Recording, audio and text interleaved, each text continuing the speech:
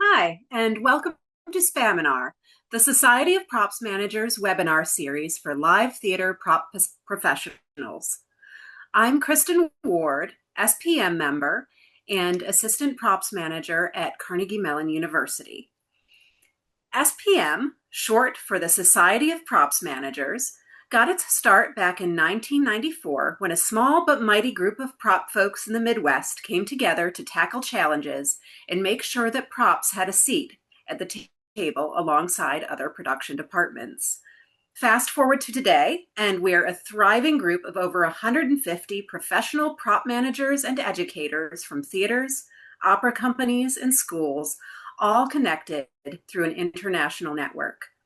We share resources, swap tips, troubleshoot problems, and support each other with everything from safety info to continuing education.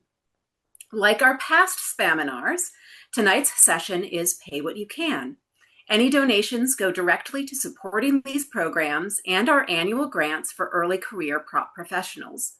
If you're able to chip in, we'll drop the link in the chat. It's right there. Every bit helps, and we're super grateful for you for your support. Live transcription is on for today's webinar, so you can follow along in real time. We are also recording our talk, and we'll share it later on our YouTube channel. Well, now it's time for the good part. We are diving into a topic that doesn't get nearly enough airtime: mental health in the prop shop. Career in props is uniquely rewarding and, let's be honest, demanding. So I've brought together a couple of folks to help me out with this. Ashley Crockett from University of Cincinnati and Tammy Honesty from WVU. I will say none of the three of us are mental health or medical professionals. So if you are experiencing mental health challenges, please reach out to a professional or to your local crisis network. That said, let me open up the conversation with, why are we here?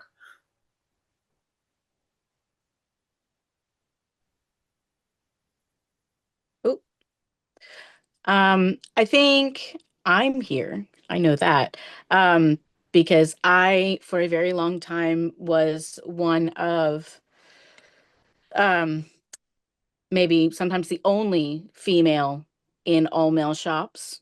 Um, as in a past life as a carpenter and a technical director and, all of those things. And then now in props, um, have found myself in many situations where pushing myself to the point of no return has been the norm, and taking a step away from that and saying, no, this isn't normal. No, this isn't right.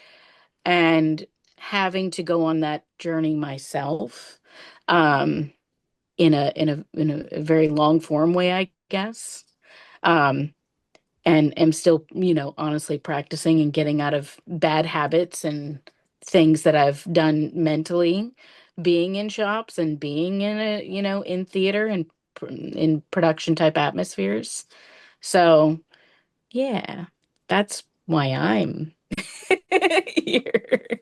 And I've Oh, worked to consciously change that in the shops that I now run and the crews that I run and what I teach. very similar to Ashley. I have been the only female in the shop, either as very similar as a TD, as a scenic artist, as a prop person, working in a very male dominated space. Um, and and as we talked earlier, that I'm a Gen Xer. I am firmly in Gen X, and the just I'll sleep when I'm dead sort of attitude. But I was never that person. But just trying to. The reason I'm here is I want to normalize having feelings, having being able to navigate the stressful environment we have, and not have because a lot of times it was like, oh, you're overreacting, or you can't have emotions. your tone, whatever. And also trying to balance. I have a little more, I think of it more like how my work life and my regular life integrate, rather than a balance, because I just can't turn one off and go to another one. That's me. But how can I have an integration that I'm happy with, and my family and everybody else is happy with? I also, am mental health first aid trained, and I've just been working to create a environment where we all feel seen and valued, and can have good days and bad days, and all be human and not, mm-hmm. worry about that. For me, I think part of being a manager and educator, which all three of us also happen to be, is that for a long time I would feel a little guilty, about doing my own self-care practices, where I know that if I step away and go to a yoga class once a week, I come back with fresh ideas, better outlook. And I would feel guilty about that until I realized that my students are watching me. Yeah. So, we're in a unique place where we can show the next generations that it's okay to think about yourself in a, in how you work in a more sustainable way. And take care of yourself first. And in a lot of ways, we're in a special place to kind of promote the change, because we're creating the next generation of theater makers. Well, and they are too. I don't know if you see it in your students, but I see it in mine. Their boundaries are so much stronger than mine were at 21, and they are sometimes a reminder to me to take a step away, and which I appreciate.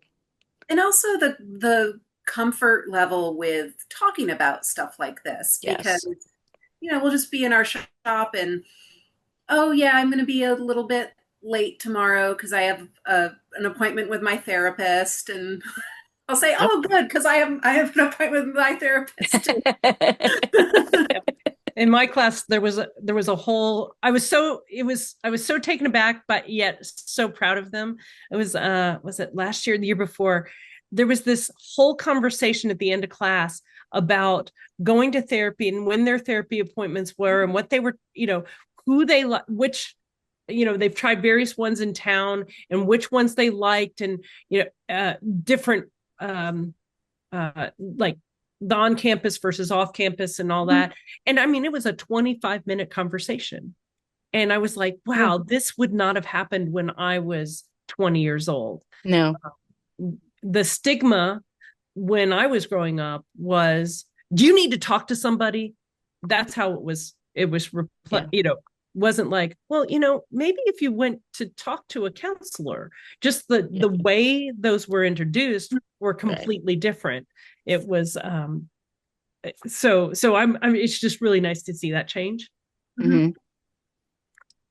I'm also it's also, one of the things I do in sort of my self-care, my practice is, I've been working out most every day, 5 days a week. Although sometimes it doesn't show it anymore, but for, oh my gosh, since like 1998, and starting in 2014, I started working out in the early morning versus the evening. And so I noticed since 2014, so it's been almost almost over a decade of getting out the early morning crazy time. And I find that if I don't work out in the morning, before work, that I don't have as much patience during the day. And it was very apparent this past spring. I had a lot of things going on, and I was either sick or, things didn't line up and I couldn't work out. And then like towards the end of the semester, they're like, Tammy, you're really cranky. Mhm. What's wrong? And I'm like, well, I haven't gone to work out for like 4 weeks. And they're like, oh, yeah, there. So, but I see it in our students. A lot of them will go make working out or taking a walk part of Mhm. their routine, which helps. I find the outside, right? Like that is anytime there's an initial like frustration, someone shutting down, any of my students are having a moment, go take a walk, go take a lap, right? Just go outside and touch a tree, touch grass. And it's so silly. It's a silly thing, but it's like we spend so much time inside Mhm. and in the dark sometimes, Yeah. or in stock, or, just not go, go. Or they'll Yep. sit and they'll have lunch. Some of them need that sometimes.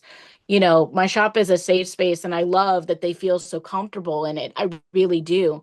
But there's times when I'm like, don't eat here. It's a beautiful day. We're about to spend 4 hours together. Please go elsewhere. I consciously try not to eat in my shop. Mhm. Not only because of, eating in the shop, don't want to do that. It's kind of gross, but the kitchen is in our shop. Yeah. Um, but like I consciously make that choice to leave. And then when I go sit down at my desk, I really, really, really, some days I just can't get away from it, but sometimes I do not work. I put it away. I go down to my little office and I just zone out. Audiobook, listen to music, something, just so that I'm not in that constant state. Because if I sit in my shop, it will be conversation about work after conversation about work, and there's no downtime, right? You have to take that minute to, you know, in the middle afternoon, I will go and get a coffee, uh, Mhm. or walk Yeah. away from the shop. I will be back in 10 minutes and it will be okay. Yeah. There is actually a study, and I looked for it and I can't find it, but there was a study about increasing creativity Mm, and exercise, and the study was they had like three groups, and one group was they were all given a problem, and one group was sent to go take a walk and then come back and solve it. Another group was had to start on it and then go like take a walk and come back, and the third group never left, left. and they did it a couple of times and switched product, and the group that took the walk first was always more creative and Mm, had better solutions and could come to and more collaborative than the group mhm. that just stayed put. Yeah. And that's I find that even when we're having problems in class, like I teach design classes and as well, if we're stuck on a problem, that I often will tell them, go take a walk, even if it's just down to the bathroom and back. Yeah. Yeah. Don't do this right now. Your brain can't do this right now. Yeah, You yeah, need to, it's you need to, right? Yeah. You need to get it in on something else so it can come back fresh. Absolutely. I and I think think that's important, like even thinking in the high pressure times of like tech um Hmm. and notes. Hmm. Well, I make my props classes hold up the right hand, right? Notes are not an assault on my character and they have to repeat Mhm. after me. They are a natural part of this process, Mhm. right? And they are very normal. Yeah, Yeah. notes are not an assault on my character. And it's hard at that, constructive criticism late at night when you're 12 hours in, 10 hours in, Yeah. they can hurt, especially when things get cut. And 9 times out of 10, the thing that's not working is gonna get cut, right? Yes. That's hardest. I think talking about how exercise affects our stress levels. Mm, I think it's a like that with a lot of our most basic needs of we get um so busy, and we can feel that workload coming in. And there have been times in my shop where I've been working on something and just been like unnecessarily like emotional that something is not working. And I kind of have to just take that minute and do a little check-in. And most of the time, it's because I'm hungry Okay. or I need to go to the bathroom. Mm-hmm. And it's, we just get, we can slide into that hyper focus and just like, okay, I'll take a break when this is done. Oh, it's not done yet.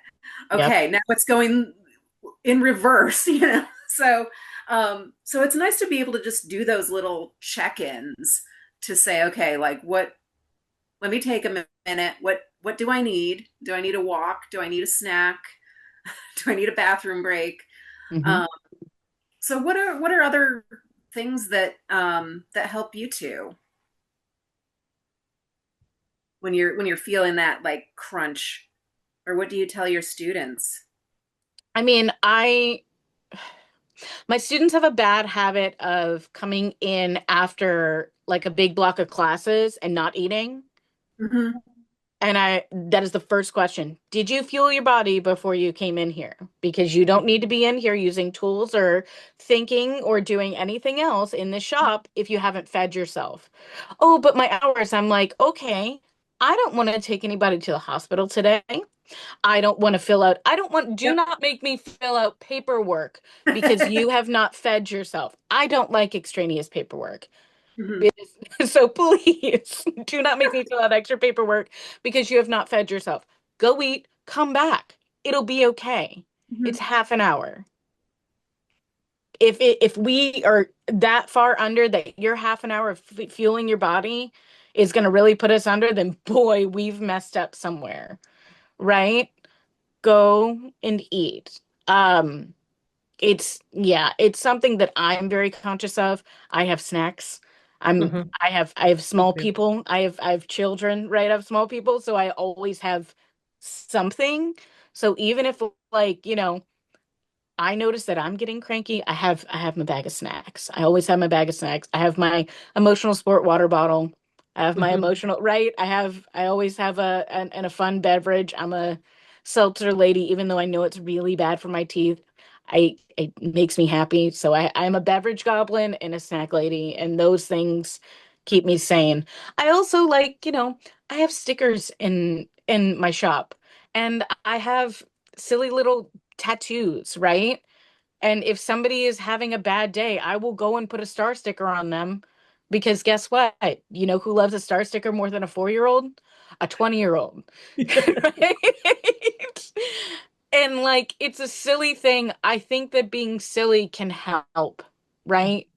Being silly and getting you out of that frustration mindset can like really get you out. I had a lovely human student a couple of years ago, and they, with all sincerity and tone in their voices, would start the best conversations in the shop.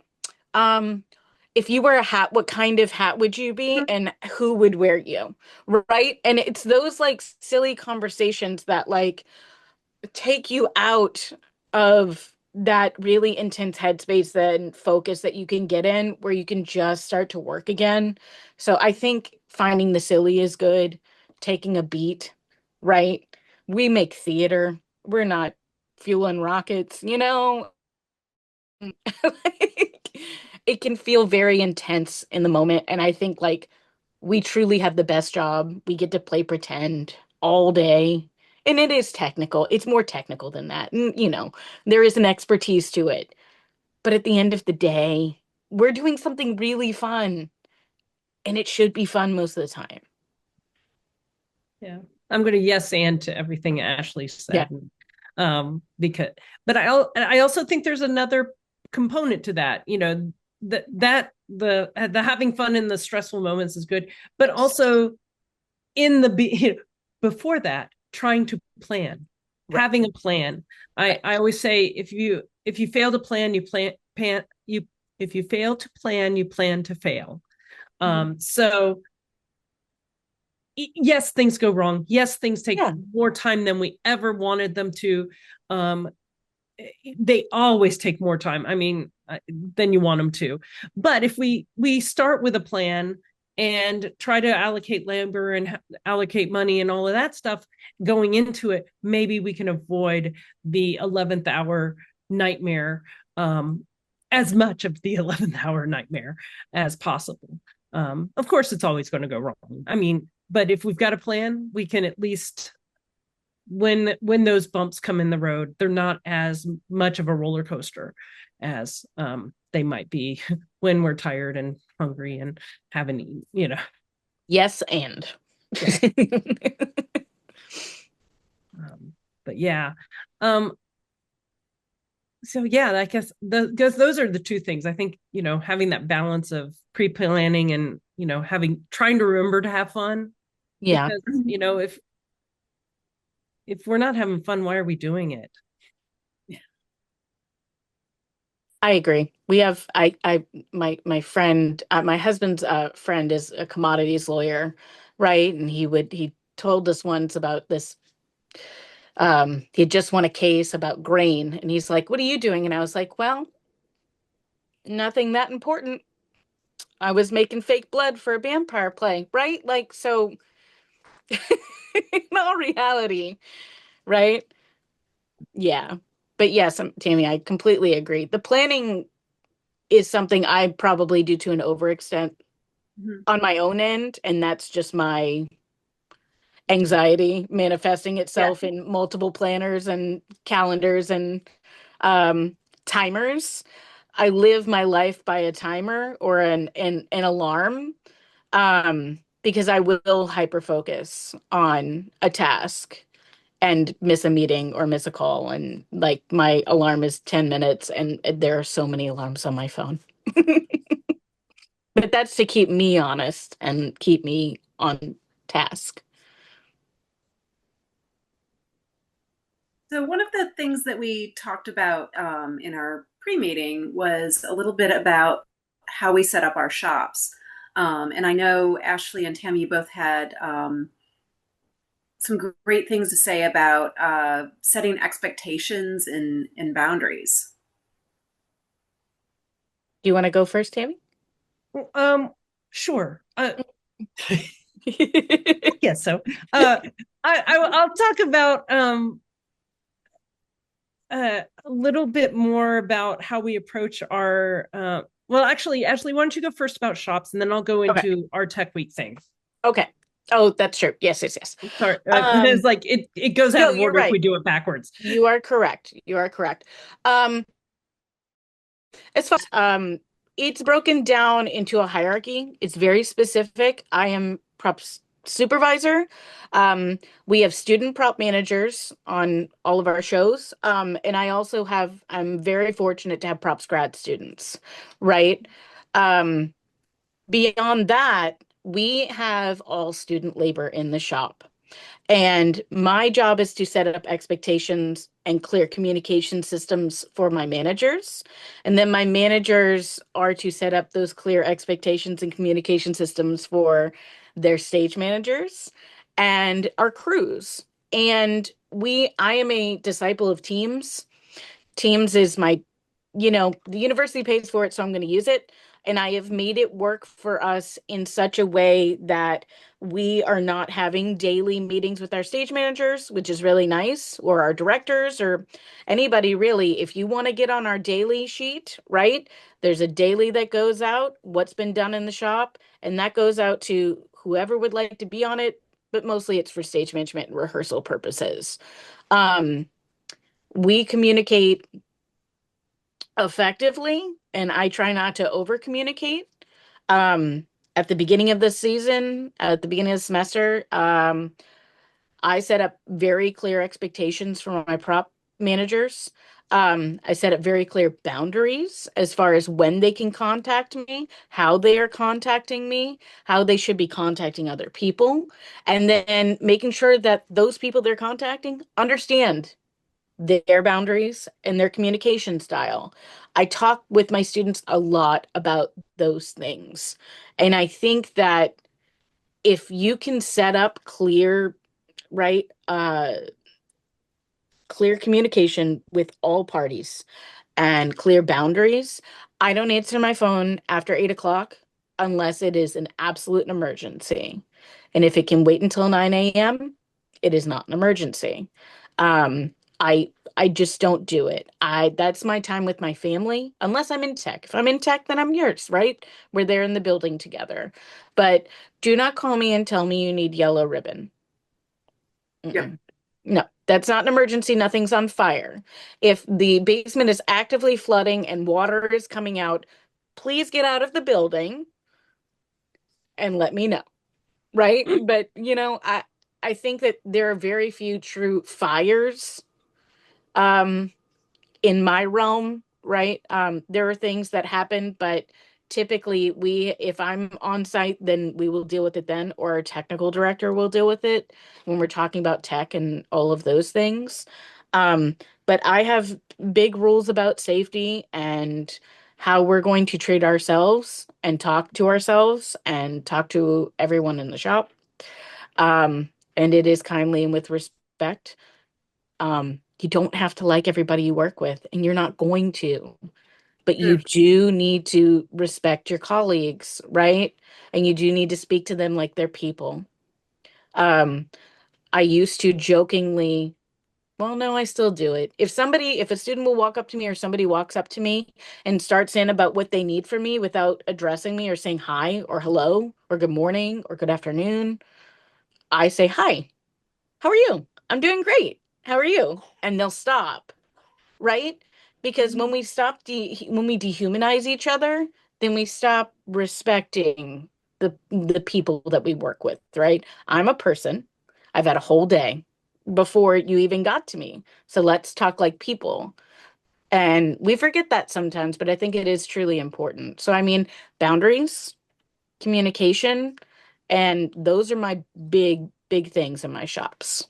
And I think that that makes them empathize with us much better. Makes for a nice space to work in.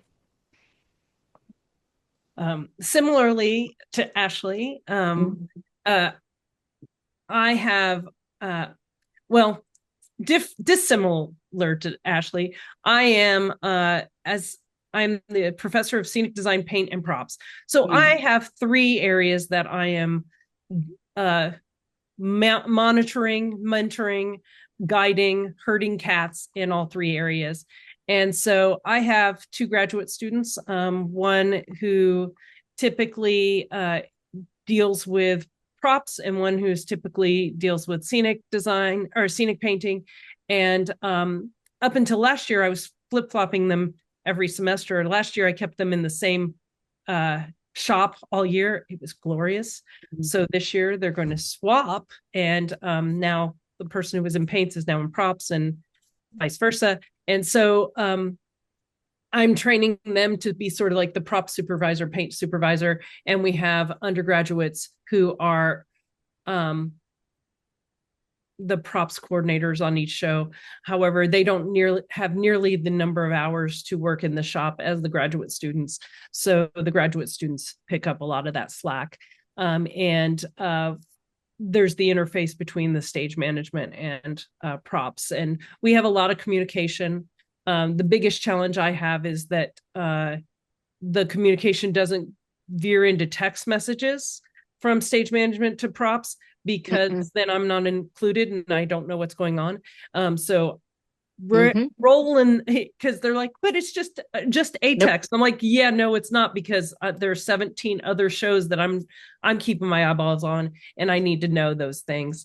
So trying to herd that method of communication, I think, is the biggest struggle, because that's the easy one for the students, is like, I'll just text them, I'll Snapchat them, or whatever. But trying to get it into a more professional. Yeah. I was going to say, I was trying to like formalize communication so that it's trackable.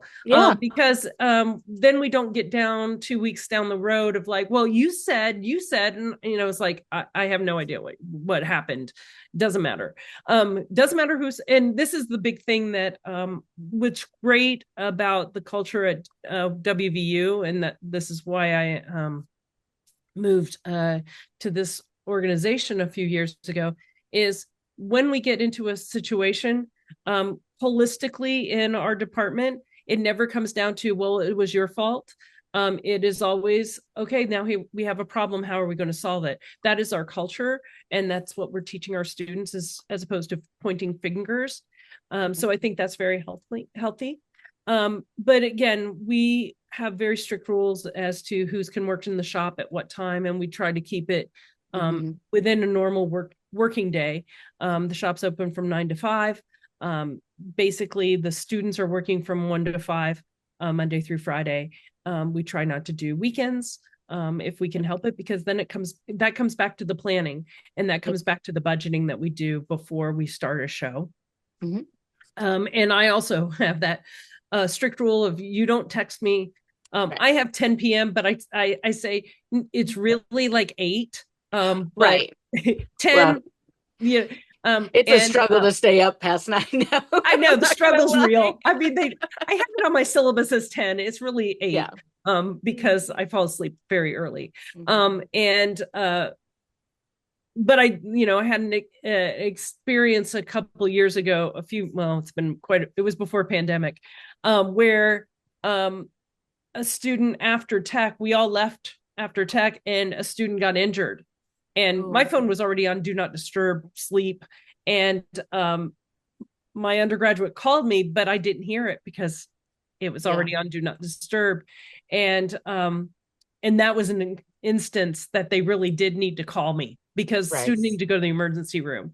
And I got it on voicemail and heard it at 7 a.m. That wasn't as helpful as it could have been at that 10:30 as I was leaving the theater. So I've reminded them all that if it's after that 10 p.m., they need to call twice, because my iPhone will, if you call twice in succession, it will ring through. So I'm like, if somebody is actually needing to go to the emergency room or the basement's flooding, you need to do that. Right. So the other thing that we do here at West Virginia University, we're going into our 3rd year of doing this. My colleague, Stephen Neinschwinder, the faculty technical director, came up with this idea, and I helped him flesh it out. We do what's called Professional Practice Week on one show per semester, our big show of each semester, where we are using a venue that we don't control. It's one of those venues that we usually only have 2 weeks, 1 week for load in and 1 week for tech, and then tech and performance, and then strike. So those in the past were really difficult weeks, because we would do 8 a.m. to 11 p.m. load-ins, and we'd go to class. We'd start at 8 a.m. We'd pop out for class, pop out, and then we'd go to 11 p.m. and then do it all again the next day. And our students were just dragging. We were dragging. We were making mistakes, and we were thinking about how can we do this in a different way. And what he came up with is during load-in week, we'd pause all theater classes, and students would have to go to the general education ones, but all theater classes, performance, design, tech, all the majors would go to their area of expertise, or the ones that they wanted to work in different areas. So all the props people come to me, all the paint people come to me, all the carpenters go to one area, costumes, puppets, lighting, sound. Stage management. I don't think I've missed anybody. They all go to their separate little cohorts, and we do what needs to be done during load-in as if we were a regional theater. And we work 9 to 5. And performers have auditions and callbacks, and so stage manager goes and does some of that stuff. Performers also have rehearsals in that, like 2 to 6 time frame. What it has done for us is the other thing, sometimes there are some master classes for the BAs or who may not be in a performance right now, or production right then. What it's done for us is during load-in, it has alleviated some of that stress, and it has allowed us to have teachable moments when things go wrong. There was an instance where we had something go slightly askew, like a baton started running. And I mean, not running very far, just like, 3 inches, Okay. where in a more highly charged load in, that could have erupted into what an angry scolding of what had happened. And what ended up happening was the batten didn't run. We caught it early. And then after we got it all weighted and everything, we took a beat and went, well, what went wrong there? What did we miss? Oh, I wasn't listening, or I didn't hear, or you didn't call, you didn't get the response. And so we had like 5 minutes and everybody felt good about the learning experience, and we moved on. And so that has worked really well. The other interesting fact that comes out of that, working that sort of 9 to 6 work day for 5 days, is the students realize it's harder to sustain actual active working rather than going to class and sitting and then going to their next class. And they're like, wow, this is hard and it takes stamina. It's just been really wonderful. And then we begin tech on like 1:00 on Thursday. We start loading on Monday. Tech starts at 1:00. So we have tech from 1 to 6. And then Friday morning we load in props Thursday morning. Friday morning we do notes. Again, tech from 1 to 6 on Friday. And then Saturday is a full day of tech. What actually, the first time we did this was really great because early in the week, rehearsals are still in the rehearsal room, and they were rehearsing from 2 to 6. I got home and we were having problems with the rolling desks for 9 to 5. Mm-hmm. They weren't rolling. I'm sure we're all familiar with that challenge. And what was beneficial was, yes, I was sitting at home reading my email. We can talk about my boundaries later. But I read the rehearsal report and I was like, oh, okay, we need to come up with a solution. So then we had the opportunity from like 6, 7 o'clock. A couple of us bounced ideas off each other, looked at what was available locally in our Menards and Lowe's, and I could go out to the store and get some options so that we had something to do the note in the morning, get it into rehearsal in the afternoon. If this had been a regular load-in day with rehearsal till 11 o'clock, I would have been in class the next morning. There would have been no way of getting it out and getting anything and doing any of that R&D before rehearsal. We would have just been kind of on a flat-footed. So that was one of the really good, not one of the good, but it's one of many of the good reasons that I like the whole thing. It also meant that when we get into tech, we're a lot more rested and a lot more level-headed. The cons are, as an educator, the thought process was if they're working 9 to 6, they have from 6 to 10 to do their homework. They're too tired. That's not happening. They are doing some of their homework, but the amount of homework that you expected to get done in that week for the following week doesn't usually get done. But I also think it's a really good learning experience that they're learning what it takes to work a full day. Mm-hmm. So let's talk about resources a little bit. From smaller to bigger.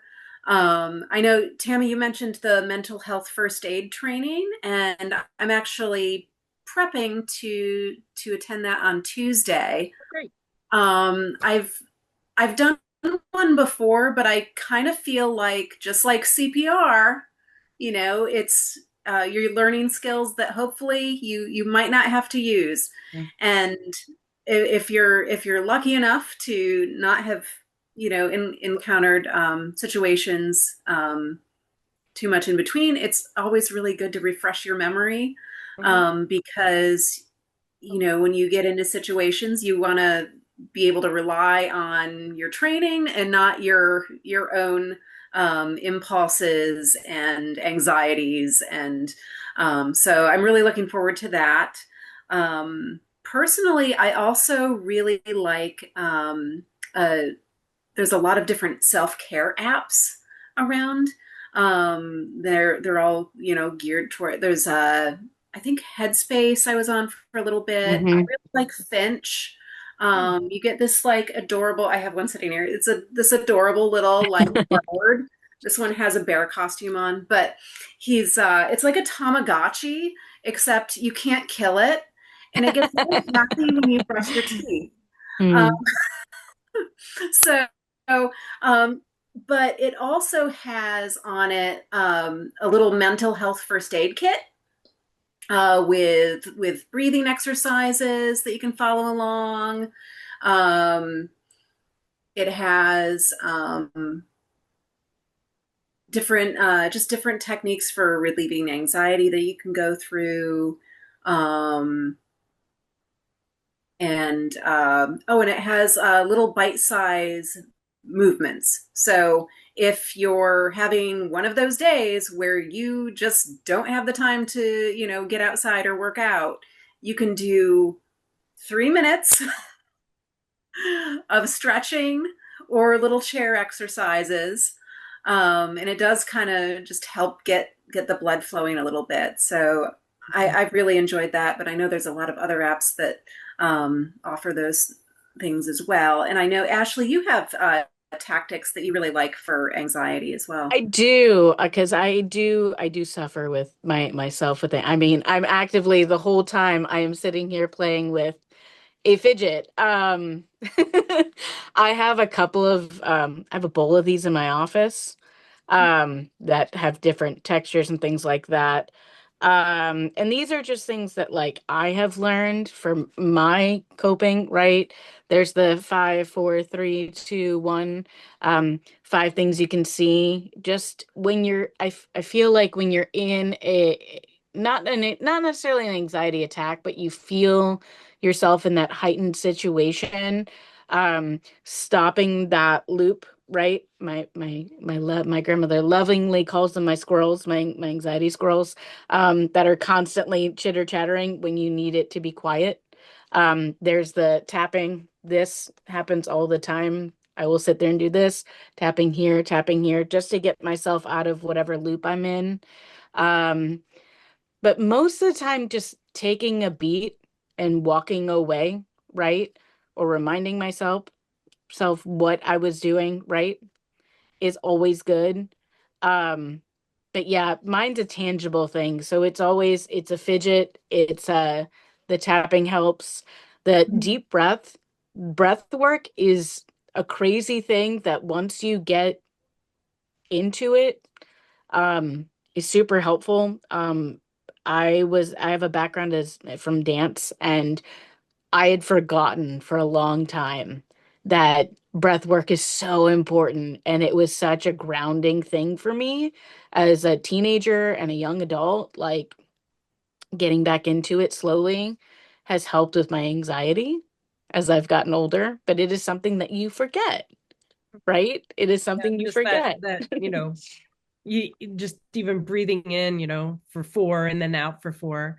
Yep. When I used right out of grad school, I worked at Cornell University, and there was a professor there who had a special needs daughter, and the one way they would get her out of the loop was they would tell her to blow on her finger, to Mm.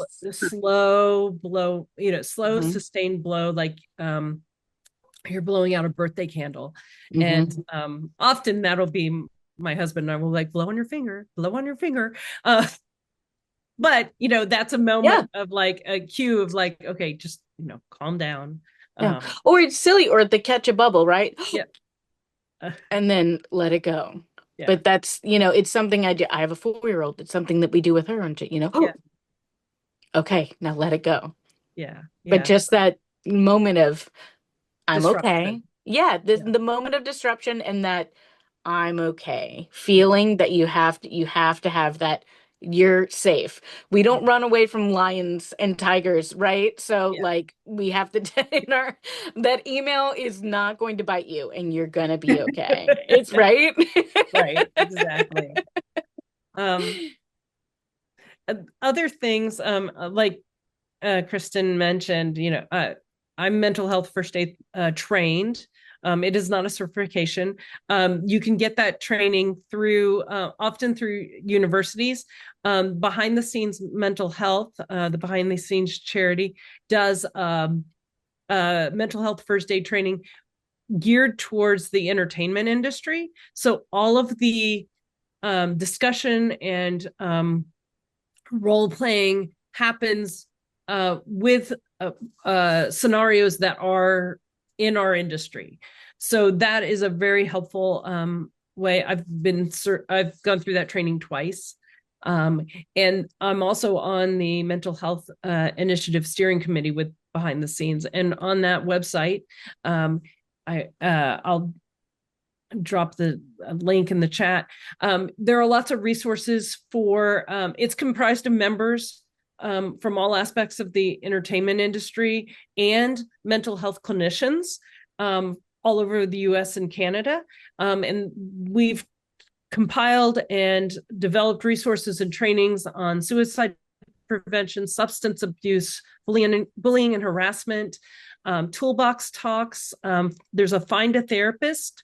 So you can put in where you are and you can find a therapist that has an entertainment background. Nice. Because we all know that we have a job that is so outside of the normal 9 to 5, what all the other muggles do in the world. So it's nice to find somebody that sort of gets us. And you don't have to really train of like, here's what tech is. Yeah, I know it sounds crazy. There's mental health first aid training information on there. There's bystander intervention training. There's information about career transitioning. So taking the skills we have, not that we all want to leave this industry, but taking the skills we have and figuring out how to morph them into the muggles and leverage it because a lot of those of us in my age bracket and above, and maybe some below, our identity is really tied to our career. And when there is job insecurity, what does that do to our sense of self and not only our sense of self, but being able to provide for ourselves and our family in the basic ways. So check it out. Oh yes, the beside Kristin put it on there, and so anyway, that's all I have to say. So it's 8:48, and we would love to hear from some folks out there. I know we're all educators, but I'd love to also hear about what some folks from regional theater are doing, whether just to keep yourself healthy or to support mental health in your shop. Or if there are any questions out there.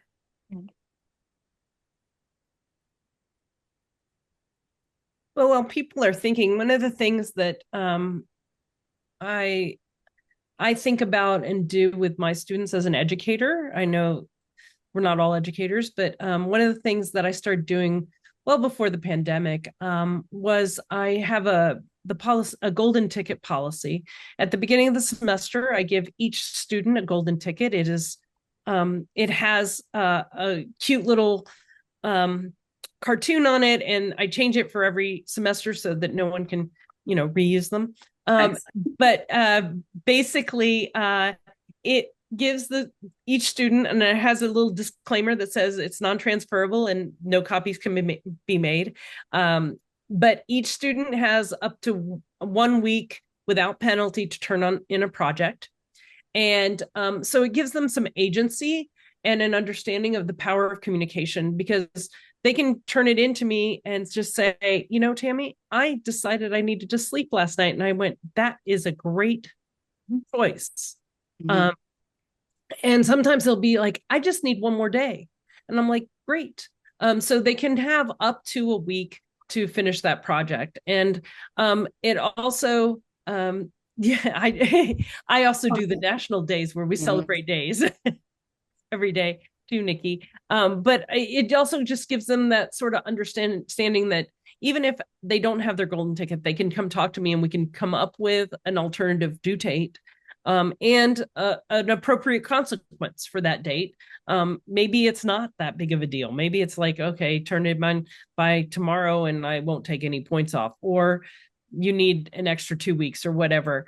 And I also got rid of my attendance policy before the pandemic, and definitely after the pandemic. Most of my colleagues have and in any of the universities I've worked in, I'm not just dissing on my colleagues right now, have you get 2 free absences, and then you have each additional absence is a letter grade job. And during the pandemic, I reevaluated. I was like, why? How can I? Well, one, how can I have this attendance policy when people are having COVID and they have to be out of class? It can't be in class for 2 weeks. But then I was like, but why am I grading them on showing up? Because that's the bare minimum. Yeah. They need to be able to do, and I need them to learn and then be able to synthesize that learning into whatever project. So we have a conversation at the beginning, and I was like, you're going to do better if you show up, but ultimately I'm grading you on what you do, not being here. So I agree with that, Tammy. I have also I have you can be here or you cannot be here and get the information or not get the information. And that's not on me, you know? And I have actually seen that I actually don't have issues with I don't people either coming to class or not coming to class. I don't. And shop time as well. Same. Yeah. You now that they do have to do a certain amount of hours, and you either get them done or you don't get them done, because that's the other thing, they're adults. I have kids, they're not my kids. Not your mom, not your stage manager. I'm your shop supervisor, and if you don't come, that's on you. That's your grade.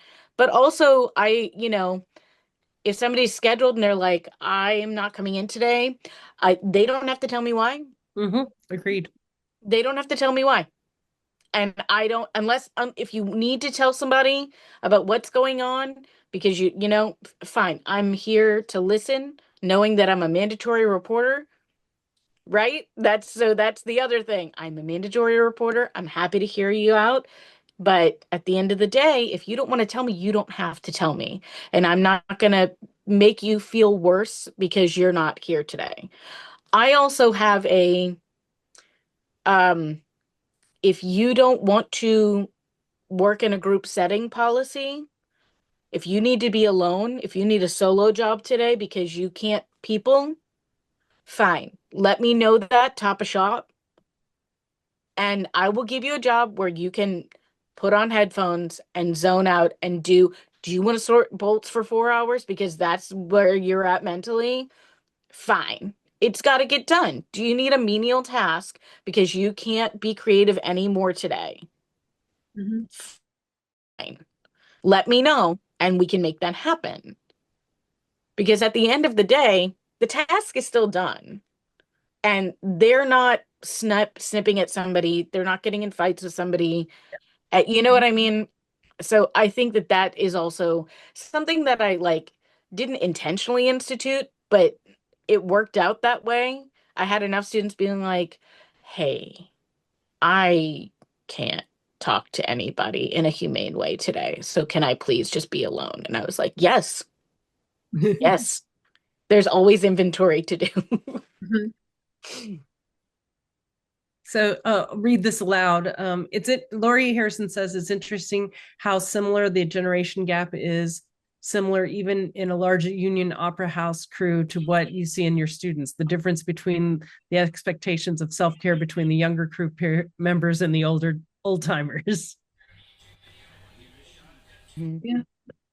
We had that conversation when we spoke previously, Tammy and I, because I feel like I'm right, she's Gen X, I'm squarely millennial, and I was also on that old timer, we're gonna work, right? Until it's done, and it's a badge of honor to like, I've been here for 60 hours this week. Yeah, well, I'm more tired than you are.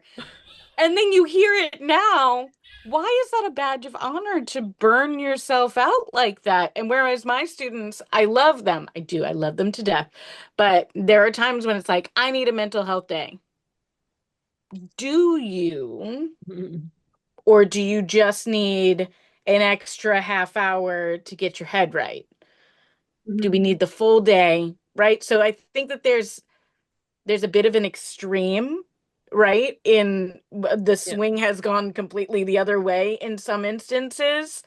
And I find myself being squarely in the middle where it's like, okay, we're not going to burn ourselves out, but we're also going to work hard and push through and get this done. Because there are times when you do just have to be, in it and you have to get things done and you do have to push. So I do find myself straddling that dichotomy of the two. Yeah, we're going to push through and we're never going to leave and we're going to sleep here and we'll Yeah. wake up here and do it. And the other ones who are just like, well, we'll get it done. And it's like, well, maybe we but that's where our planning comes in, right, Yeah. Tammy? Yeah. And I always want to like, I want to define. I'm like, are Right. you tired, Mhm. exhausted, or burned out? Right.